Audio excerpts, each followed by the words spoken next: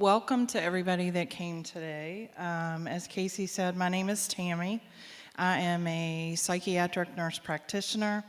I work with the memory clinic and the movement disorder clinic, and working with the movement disorder clinic is a little bit newer to me. I've worked with folks with memory disorders for quite a bit longer, but there's a lot of overlap, and I was really fortunate enough over the last year to be invited by Dr. Phillips to help work a little bit more with the movement clinic. So today we're going to talk a little bit about understanding mental health and Parkinson's disease and how those things kind of overlap, how your mental health is impacted by the disease Parkinson's. So Parkinson's disease occurs when brain cells that make dopamine, which is a chemical that coordinates movement, stop working or die. That's kind of a horrible way to start, isn't it? Sounds terrible. So what are kind of the visible symptoms of Parkinson's disease? What are the things that you think of that you can see when somebody has Parkinson's disease? Tremor, slowness, stiffness, walking problems, and balance, as somebody's already mentioned. We see those things, and those are the things that we think of that are the most common. Now, we mentioned that there's changes in some of the brain chemicals. So what are the brain chemicals that are really important for us that help with our mood? So here's a slide that's going to talk a little bit about our happy brain chemicals. That's what I looked like this morning when I woke up and was ready to have my coffee. So dopamine, which is the thing that's going to be depleted, it enables motivation, learning, and pleasure. So think about the impact that that's going to have upon your mood if your dopamine is depleted. It gives you determination to accomplish goals, desires, and needs. Now, there's also something called oxytocin. How many of you have heard of that before? Most women have. Most women can relate to that if you've been through the process of childbirth. So oxytocin, when it's released, it impacts feeling of trust, motivation to build and sustain relationships. So it helps a little bit with that mother and baby bonding. Endorphins. Has anybody ever heard of that? You experienced something that was painful or frightening and you got an endorphin release. So those neurochemicals help to release a brief euphoria that often will mask physical pain. Or release response to pain and stress that alleviates anxiety and depression. Then there's serotonin. So serotonin helps with feeling significant or important. It also helps with calm form of accepting yourself with the people around you. So what about the things that you experience that are more invisible? The things that are the non-motor symptoms that aren't always discussed or that you just don't have time to get to because there are so many other things that you feel like you need to discuss with your provider. So the autonomic system is something that people are often impacted with. So those things involve constipation, low blood pressure, sexual problems, sweating. That's something that a lot of people experience. Oh, I feel sweat or feel really sweaty, or I'm cold. I'm just cold all the time. I can't regulate my body temperature. And urinary problems. Then there's mood and thinking.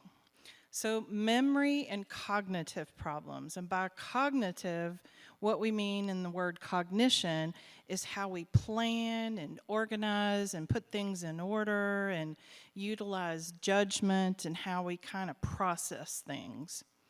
Depression and anxiety is also something that is that's experienced by folks. That's not something necessarily that you can see. And then there is something called apathy. I'm also going to talk about apathy and depression a little bit later with the memory clinic today. So this is something that a lot of people experience.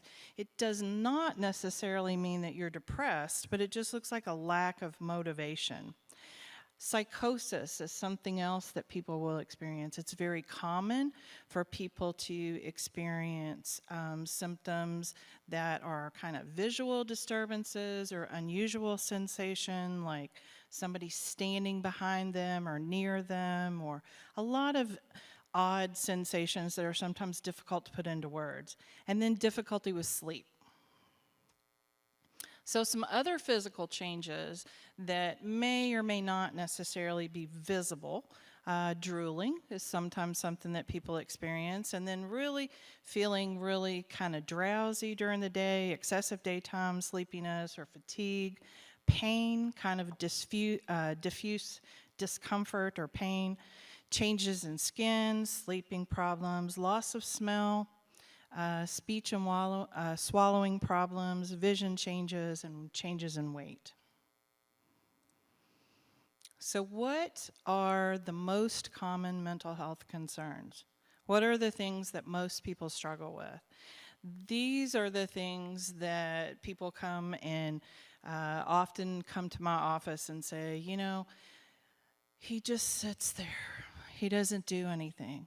He's depressed. He just doesn't want to do anything. I'm up running around all over the house.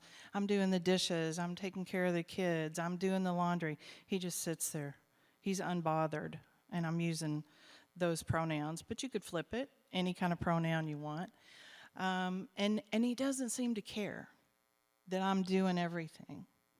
I'm wearing myself out. He must be depressed.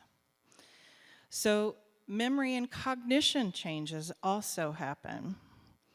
Not everyone experiences those changes initially, and there are various levels of impairment. Just because you have some cognitive changes does not necessarily mean that you have memory changes or something that we would consider a dementia. Poor concentration and attention is another thing that people sometimes struggle with. And decreased ability to multitask and kind of problem solve. One of the things that I will often kind of describe to people is it's kind of like juggling. Like you get a whole bunch of balls in the air. You can, when we were younger, we did a whole lot. I do not have any young children anymore, thank God. But when my grandsons come over, who are 6, 7, and 4, there's a lot going on. It is a lot. There's Hot Wheels everywhere. There's food they're getting out. They're under the dining room table with a bag of powdered sugar donuts. There's a whole lot going on. It's a lot of stimulation. It's a lot of multitasking to kind of keep up with everything and where they're at and all this kind of stuff. I can do it, though. So this is another thing that you want to kind of think of as Parkinson's disease progresses. Sometimes all those things, being able to juggle all those balls in the air at one time, is a little more difficult. So instead of trying to keep your focus on 5 or 6 things, trying to slow that down a little bit and narrow it down to 1 or 2 things is better for you. So what are the most common mental health concerns? So there's depression. And that is actually when you have sadness. There's actually a mood component to it. It's how you feel. You feel sad. There are feelings sometimes of guilt or helplessness or hopelessness. It's more than just an action. It's a feeling. Anxiety is also something that's really, really common, and a lot of people struggle with this. They may or may not have had a history of anxiety problems prior to their diagnosis. And so that may be something that we would consider what we call premorbid. It happened before they had the diagnosis. And so now it's even further impacted. And everything kind of gets all jumbled up together. It's hard to tell sometimes, to tease out, is this an anxiety that would be considered a generalized anxiety, or is it related to the experience of Parkinson's disease and your response to some of those medications that you take? Do you feel off? That was one of the things that I had to kind of learn. What's the difference between you feel like your medicine is working good and you feel like you're off, doesn't feel quite right? Sometimes people will experience obsessive compulsive type behaviors. Some of the medications that are used to treat Parkinson's can cause some of those symptoms to be more present or more happen more frequently, and then that is something that we as providers can kind of help you be prepared for, to look out for, to know how to respond to. Hallucinations and thought changes. So the visual hallucinations are something that are very common for people to experience. Shapes, shadows, people, animals, anything out of the corner of your eye, or feeling like there's someone standing behind you or beside you or sitting beside you. And a lot of what I do is normalize that for people. It feels really uncomfortable or sometimes frightening for people if they've never had that experience, or they begin to have it and they don't talk about it because it doesn't seem right. And a lot of times their spouses or their partners, care partners, are really surprised when they answer the question, yeah, I have had some of those experiences. And then we'll often see them say, really? You didn't tell me that.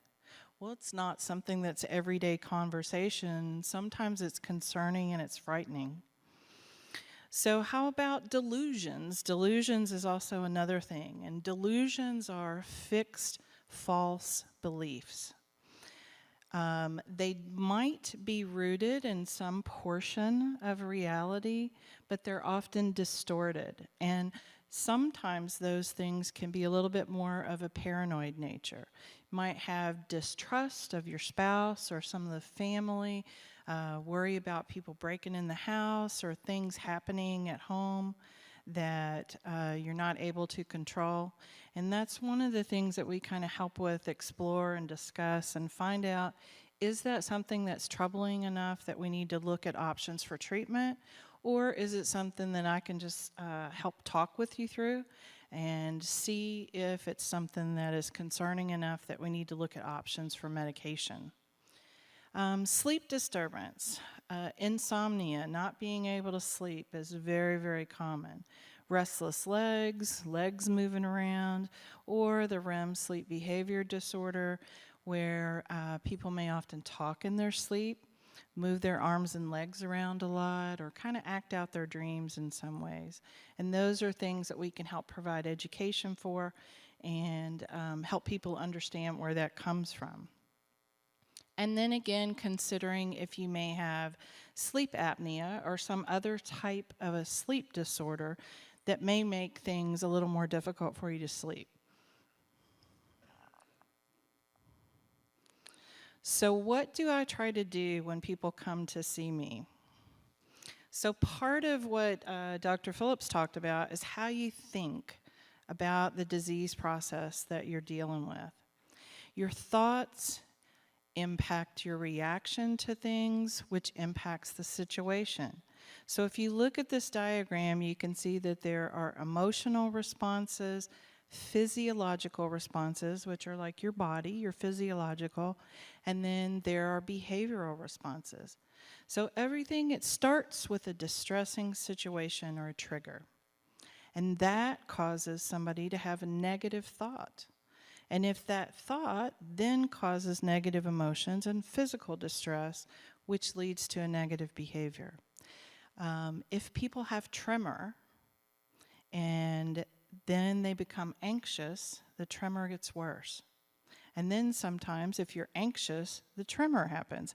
It's like kind of like that, what came first, the chicken or the egg? It's hard to figure it out. It's all kind of in a vicious cycle, and it really just happens all kind of simultaneously. So how many of you have ever seen this little cartoon? Has anybody ever seen it? Yeah? So when you look at this, do you see a young woman facing away from you with a feather in her hair and a scarf on the back of her head? Or do you see an elderly woman looking down with her long chin? Can you all see those? Both of them? It takes a minute though, doesn't it? Whichever one you saw when you first looked at that, that's what your brain thought. That was what it was, right? I usually see the elderly woman. And that's what kind of imprints in your brain. And it takes a minute. It takes deliberate planning to look at it differently, to make your brain see it differently. But did that picture change at all? Not a bit. Not one thing about that picture changed. But depending upon how you look at it and how your brain interprets it, you can see two totally different things. So this is really almost the core thing that we want people to kind of learn and focus on. Your situation in reality may be exactly the same, but teaching your brain to look at it differently can change your outlook, it can change your feelings, it can change how that disease impacts you. So what are the non-pharmacological treatments that we recommend? I'm really big on that non-pharmacological stuff. I'm telling you, these neuro people, they are brilliant, brilliant people. Dr. Phillips is always using these really big words, and I'm like, I don't know what that means. Can you just tell me in normal language what that means? And he'll say, oh, that's when such and such happens. Why can't you just say that? I don't know those big words. So what can you do to be supportive of yourself and to help you navigate this disease experience into a more positive thing for your life? Be open and honest with other people. Tell them what your struggles are.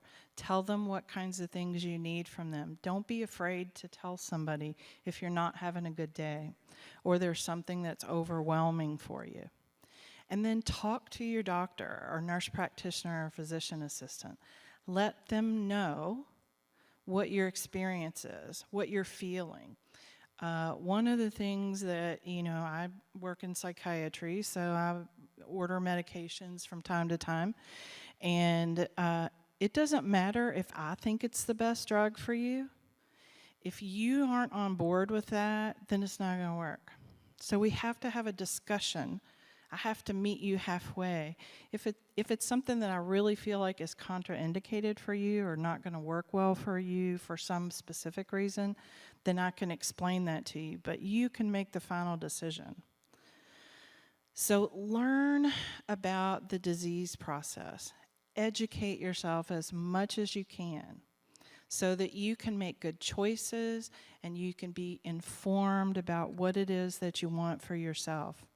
And exercise regularly. I know Dr. Phillips talked about this a lot, the Tai Chi, the boxing, the yoga. A lot of times what I will tell people is I want you to think about something visual. And if the word exercise has a negative connotation for you, then just think move. I need to move today. I need to be moving. I need to stir the bucket so nothing sets up. That's what I tell people is I want you to think of like a bucket with kind of cement in it, and as long as you keep stirring it, things are going to stay movement and flexible. Prioritize and simplify things during your day. Don't schedule a whole bunch of things at one time. Try to spread things out as much as you can so that you don't get worn out. Don't do lots of errands on the same day. Don't do tons of doctor's appointments and haircuts and dentist appointments. If at all possible, try to space those things out. And try to keep a routine. It's pretty difficult. My hat is off to how difficult it is to maintain good routines with medications. That is a tough job. And I think sometimes that we as providers just minimize how difficult that is to do that every single day at the same times. It's hard. So try to make that as simple for yourself as you can. Look for a way, a routine, a pattern, something that's going to work best for you. Rest and take short naps if you can. Not long naps, but the whole day is a long time. Sometimes I do recommend for people to take maybe a short nap just after lunch if they can, so that they're a little more refreshed for the second half of the day. Spirituality and faith. And that doesn't necessarily mean religion. What that means is your spirituality. What kinds of things are important to you? What kinds of things bring you peace and spirituality? And practice mindfulness. Has anybody ever done this before? Anybody ever looked at mindfulness techniques? So I was trying to do it one day out on my patio. I was sitting quietly on my deck, and I found this beautiful sunflower. And I just really focused on that and concentrated on that and looked at it. And my husband kept sticking his head out going, "What are you looking at? What are you looking at out there?" I was like, "I'm trying to be mindful. Leave me alone." But it is easy, something as simple as that, just to really block out everything else and concentrate on something beautiful or something special for yourself. Meditate and learn how to do relaxation, and that doesn't have to be terribly complicated. It can be pretty reasonable. And then aromatherapy, this is another thing I do. Lavender and citrus can be very energizing. Sometimes I'll have people spray lavender linen spray on their sheets, on their bed to help them rest. I know the neuro people think I'm kind of wacky, but I love lavender and sprays and smells, and it's wonderful. Drink plenty of water. So if you all are like me, I think I drink a lot of water. I do not drink a lot of water. I got one of those bottles that has like the times marked on it. Gives you a little bit of an idea how much water you should be drinking during the day. Try to use one of those and kind of get a little bit better idea how much water you're drinking. You'll probably be really surprised that you're not drinking as much as you thought you were. Acupuncture is also something that some people will use. I'm not terribly familiar with that, but I know that that is a resource. And music. I love music for people. I play music all the time. I have one gentleman who also happens to have dementia, and I had recommended that his wife play music for him. And I just did a telehealth visit with him last week, and she said, "Look, he's in here." And she followed in there with him, and he was in there just dancing. He was so happy. He was really enjoying the music, but had really done a lot to help with his mood and kind of keep him up and peppy. And then laugh. Try to find things that bring you happiness and pleasure, that make you laugh. Watch a funny movie. Watch old reruns of stand-up comedy. Or my mom used to love Andy Griffith. My God, I've seen every Andy Griffith episode in the entire world. You know, he's in, what's his name, Barney? Barney Fife. Always has a bullet in his pocket, right? Utilize support groups. Find people that have the same experience that you do, and reach out and make connections and forge friendships.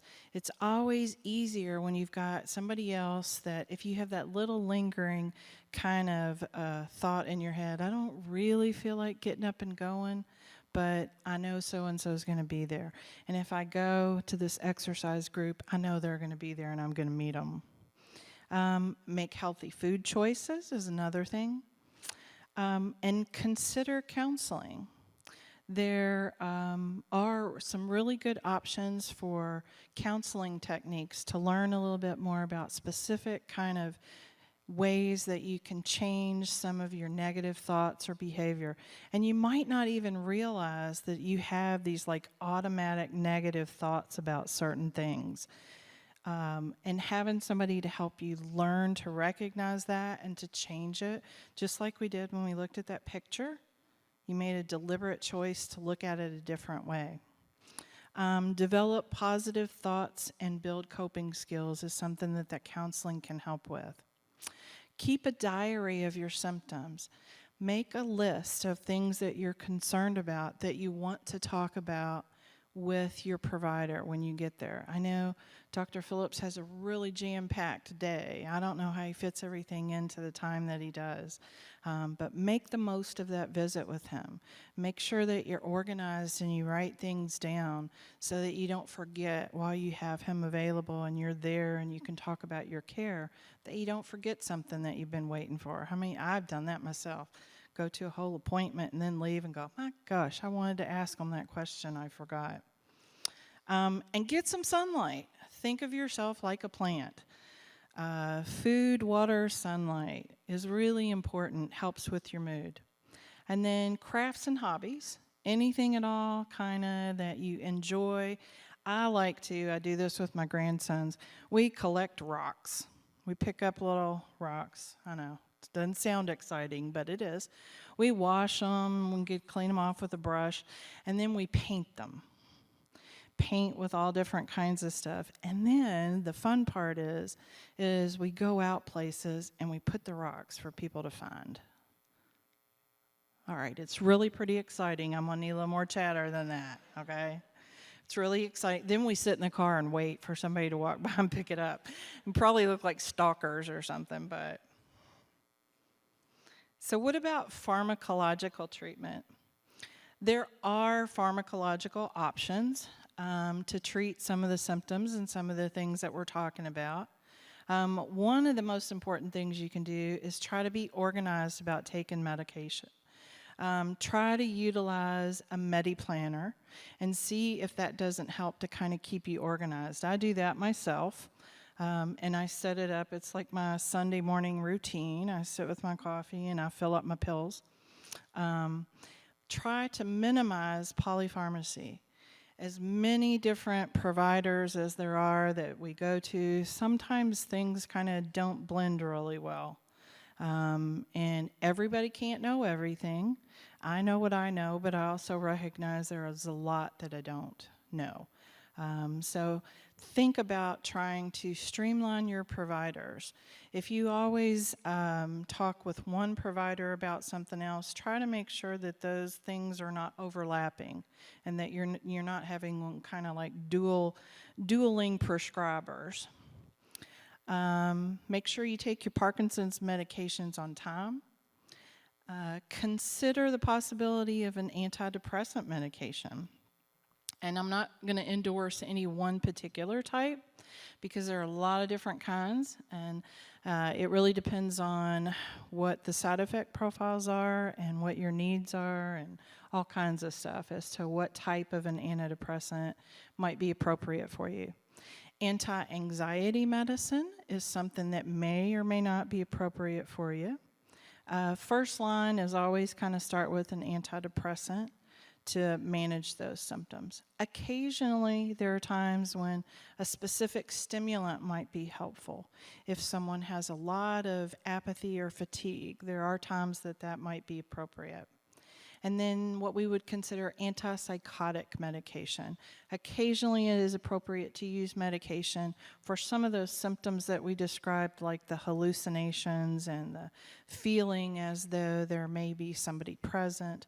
Those are things that we can sometimes help with managing specific medications. Vitamin supplementation, Dr. Phillips mentioned that a little bit as well. There are some metabolic deficiencies that can be corrected just with vitamins, and they can help with your memory or with restlessness.